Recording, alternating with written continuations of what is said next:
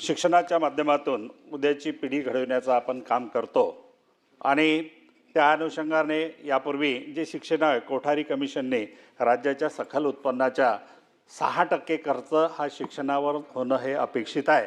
परंतु आतापर्यंत जर बघितलं तर कधी कोणत्याही वर्षी या ठिकाणी 2-2.5%च्या वर या ठिकाणी शिक्षणावरती खर्च झालेला नाहीत। त्यामुळं उद्याची पिढी घडवण्याच्या कामामध्ये कुठेतरी अडचणी या ठिकाणी निर्माण होताना दिसते।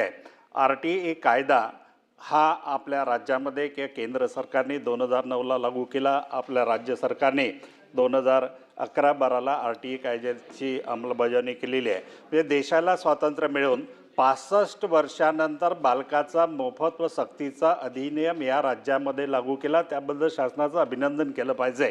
परंतु त्याच वेळेस RTI कायद्याच्या अनुषंगाने ज्या संचमान्यता व्हायला लागलेल्या त्या संचमान्यतेच्या संदर्भात पहिला शासन जर निर्गमित झाला असेल तर 28 ऑगस्ट 2015ला शासन निर्णय निर्गमित झाला आणि तेव्हापासनं खऱ्या अर्थानं शिक्षक अतिरिक्त व्हायला लागलेले आहे।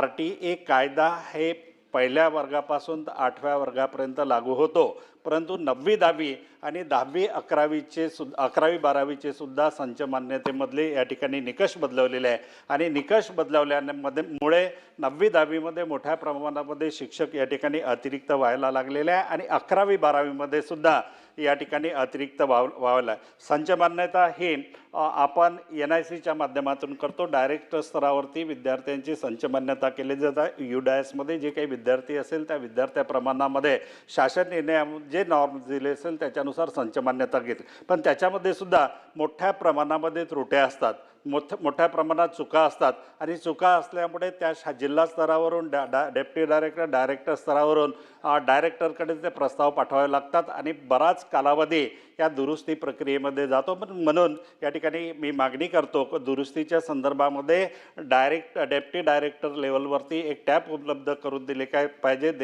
जेणेकरून संपूर्ण महाराष्ट्रामधून डायरेक्टर स्तरावरती येणारा कुठेतरी लोड त्या ठिकाणी कमी होतील।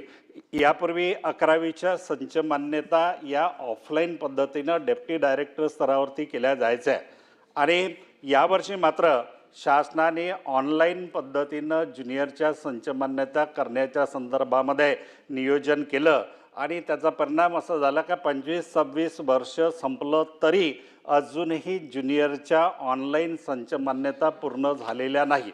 पवित्र पोर्टलच्या माध्यमातून भरती करण्याच्या संदर्भात शासनानं की जाहिरात प्रसिद्ध केलेली आहे, जाहिराती अपलोड करायच्या आहे, परंतु जोपर्यंत ज्युनियरच्या संचमान्यता होत नाही तोपर्यंत हायस्कूल अटॅच ज्युनियर कॉलेज असेल तर त्या संस्थांचे रोस्टर आपण व्हेरीफाय करू शकत नाही। रोस्टर व्हेरीफाय केले नाही तर त्या ठिकाणी पवित्र पोर्टलमध्ये आपण जाहिराती अपलोड करू शकत नाही। म्हणजे अप्रत्यक्षरित्या रिक्त असलेल्या जागांवरती शिक्षकांची भरती होऊ शकत नाही।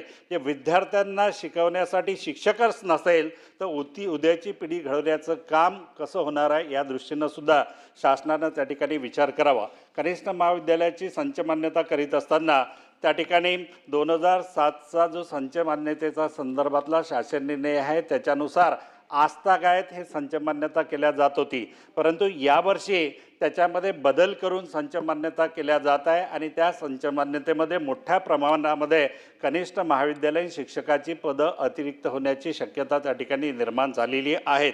या अनुषंगानं यापूर्वी 20 विद्यार्थ्याच्या बॅच पाडून त्या ठिकाणी प्रॅक्टिकलची सुविधा दिल्या जात होती, 20 विद्यार्थी, परंतु यावर्षी संचमान्यतेमध्ये या ठिकाणी 30 विद्यार्थ्याची बॅच पाडून प्रॅक्टिकल घेण्याच्या संदर्भामध्ये त्या ठिकाणी नियोजन केल्यामुळे संचमान्यतेमध्ये ते दर्शवल्यामुळे कार्यभार हा शिक्षकांचा कमी होते आहे।